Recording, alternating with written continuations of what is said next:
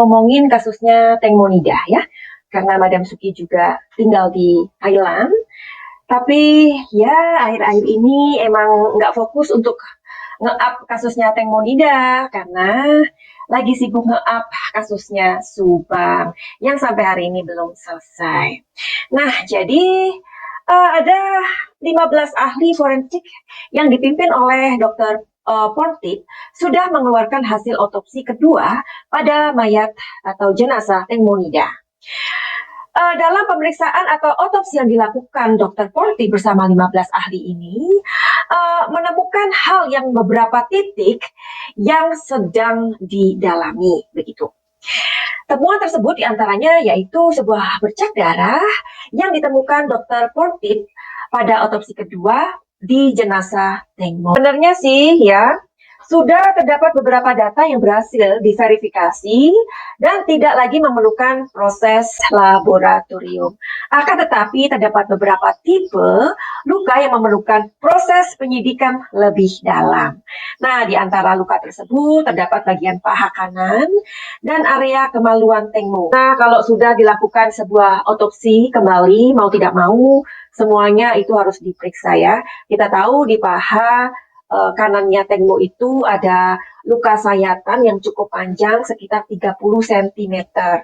Terus saat ini atau otopsi kedua ini mau tidak mau kemaluan Teng Monida ini harus diperiksa juga. Jadi sekalian. Dari hasil otopsi tersebut penyidik menemukan gumpalan darah di luka paha kanan dan menduga jika luka tersebut didapatkan sebelum kematian Teng Mo. Nah, ini kan juga menjadi sebuah tanda tanya besar ya buat kita semua. Selanjutnya dilakukan penyelidikan lebih dalam di area kemaluan Teng Mo tersebut. Mengetahui dugaan adanya tindak pelecehan yang dialami Teng Mo sebelum ditemukan atau sebelum ia tenggelam di Sungai Chao Phraya. Namun sampai saat ini tim penyidik juga sudah menyiapkan ratusan saksi yaitu berupa ahli-ahli serta puluhan barang bukti. Hingga kasus Teng Mo ini memasuki tahap kesimpulan. Yang artinya hasil penyelidikan pada kasus sang artis tersebut akan segera diumumkan. Perkembangan atau penyelidikan Teng Mo ini luar biasa cepatnya ya.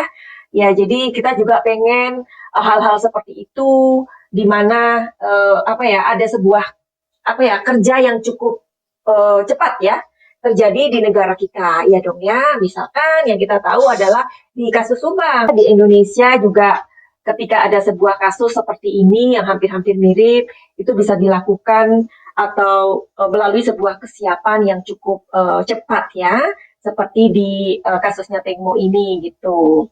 Kita tahu ya kalau di kasus Subang itu ya sorry to say kita semua tahu bahwa seperti K9 aja diturunkan mungkin seminggu atau 2 minggu setelah kejadian. Dan itu kan yang wow gitu ya.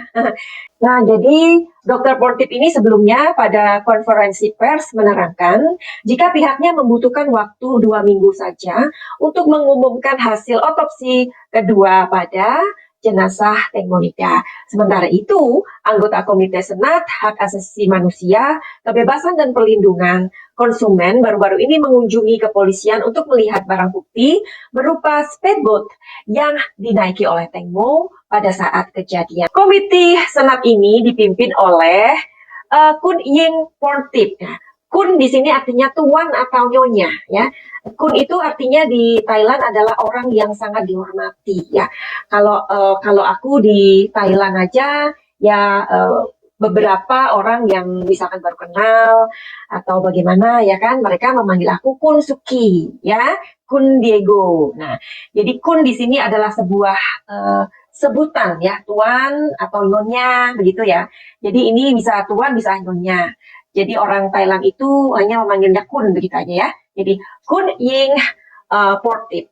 Jadi Dr. Portip menyayangkan pihak kepolisian yang cenderung tidak melindungi barang bukti dengan baik. Nah, jadi kita tahu ya sepak terjangnya dari Dr. Portip ini memang sungguh-sungguh orang yang penuh dedikasi dalam pekerjaannya. Dr. Portip menegaskan Pada prinsipnya, barang bukti harus dijauhkan dari kerusakan dan dari pencemaran yang dapat berdampak pada kasus di pengadilan, katanya. Oke, terus ada sebuah isu yang berkembang lagi bahwa bagaimana dengan speedboat. Speedboat itu kenapa dibiarkan kehujanan dan dibiarkan kepanasan.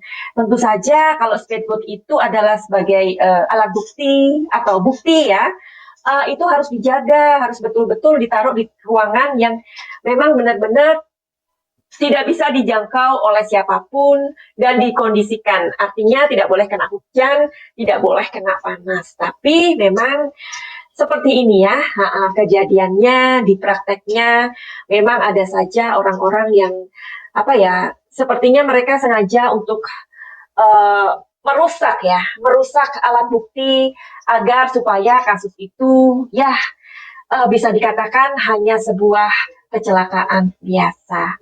Oke, jadi hari ini apa yang mau kita lihat? Apakah dari kerja keras Dr. Pontip ini mendapatkan sebuah kemajuan di depan buat Tengmonida? Oke, kita satukan energi kita memang tidak mengenal Tengmonida itu siapa ya. Tetapi untuk menjadi berempati atau kita menjadi orang yang peduli, tidak perlu kita mengenal satu sama lain, right? Ya. Jadi kalau kita sama-sama manusia, pasti kita akan menjunjung hak-hak kemanusiaan dan kita menjadi makhluk sosial yang memang menjadi makhluk terbaik ya. Jadi menghargai satu sama lain. Nah, kita tahu bahwa ada seorang artis yang bernama Tengmonida di dalam kematiannya memang tidak wajar. Nah, kita bisa berharap dari dedikasi Dr. Pontip ini bahwa beliau adalah dokter yang sangat jujur, yang benar-benar mempunyai hati yang sangat tulus untuk membela Tengmonida. Oke, sekarang yang terakhir, Madam Suki mau lihat ya, bagaimanakah upaya dari Dr. Pontip ini? Apakah memberikan clarity atau kejelasan untuk kasus Tengmonida?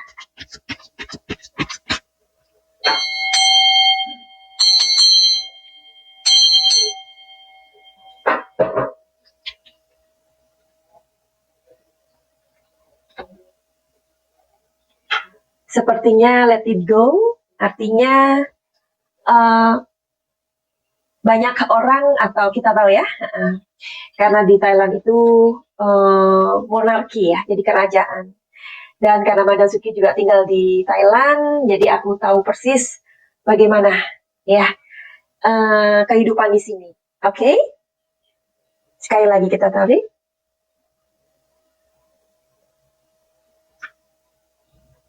Slowing down.